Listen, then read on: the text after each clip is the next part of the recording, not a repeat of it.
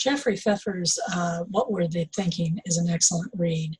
Uh, it's a good book for all managers to read, and it's a good book for folks that aren't managers to read. It's entertaining, it's informative, and it's written by a true expert. Pfeffer is an instructor at Stanford University. One of my favorite quotes from him is, "Your most important task as a leader is to teach people how to think and ask the right questions so that the world doesn't go to hell if you take a day off." I can appreciate that. He is an extremely intelligent and influential thinker in the management realm. He's a visiting professor at Harvard and has been a visiting professor at many universities abroad. He got both of his BS and his MS degrees from Carnegie Mellon in 4 years, which I think is astounding. Most of us have a difficult time getting our bachelor's degrees in 4 years. He has his PhD from Stanford in business administration and organizational behavior. He has published more than 150 articles and book chapters. He has columns in both business magazines and online magazines. He has authored or co-authored 15 books, and his latest book, Dying for a Paycheck, is something that I am looking forward to reading. It just came out earlier this year. He's been quite a prolific writer in the world of management and management behavior. The book itself, What Were They Thinking, grew out of columns that he wrote for Business 2.0. He wanted to expand his scope and allow for more thought and reflection on different management issues. He sees his role in all endeavors as an educator.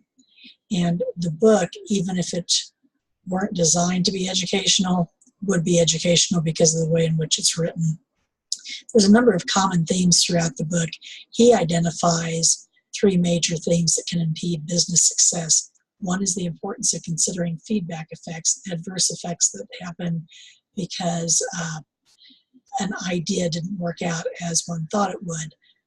A naive and oversimplistic model of people and organizations that people rely upon to make decisions, and a tendency to overcomplicate which are often straightforward choices and insights. So keep it simple is the keynote there. He, in his book, takes a sectional approach. So essays are divided into groupings, united by a theme in each grouping. There are abundant references in each section at the end of the book that allow readers to investigate further if they want more knowledge on a specific topic. And there's a wonderful index that is usually absent in most books of this type. His first section is on people-centered strategies, and the first essays focus on the value of individuals to the business success. The theme that runs throughout the entire book, though, is the importance of holding employees in high esteem, valuing them, and nurturing them. So among his people-centered strategies are the fact that individuals can make or break a business based on their behavior, that investing in training of employees provides huge benefits, and that when you let workers lead in areas in which they're expert, you get both increased innovation for the business and increased worker loyalty. Part 2, Creating Effective Workplaces, focuses on how employers can improve workplace benefits by decreasing benefits such as tangible things like retirement benefits and insurance and things of that ilk. Employers risk losing talented employees who seek jobs elsewhere. Also, although most companies have policies against people using company equipment for non-business activity, there is, according to Pfeffer, an impact of increasing that type of behavior when companies spy on people. He finally cautions that resumes do not tell all and may not predict future performance, noting that people tend to lie on resumes. Part 3, in Power Play, the essays focus on how leaders can develop the knowledge and build positive relationships to have demonstrated success in their managerial functions. Part 4 deals with how budgets and paying dividends to stockholders does not necessarily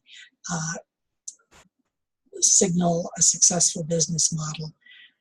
Companies that have consistently earned profits do it by not lowering customer expectations or prices, but maintaining quality. So that is a good thing to know. Part 5, he finally focuses on the impact of unions, CEO salaries, and organizational misbehavior, saying that unions get a bad rap, and noting that the California Nurses Union successfully decreased adverse patient outcomes by insisting upon nurse-patient ratios.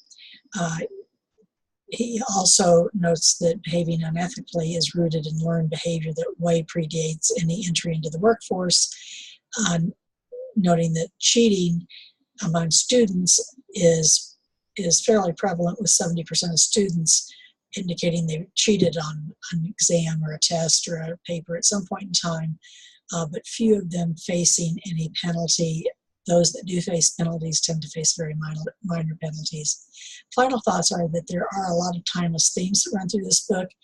That makes it something that will stand the test of time. It could stand some updating in some sections, but those would likely require only slight modifications to note the impact of newer forms of technology and political changes on business health. I'd recommend this book for anybody who's working in an organization. The concepts and examples are written with great clarity and without any pretension. Thank you for listening.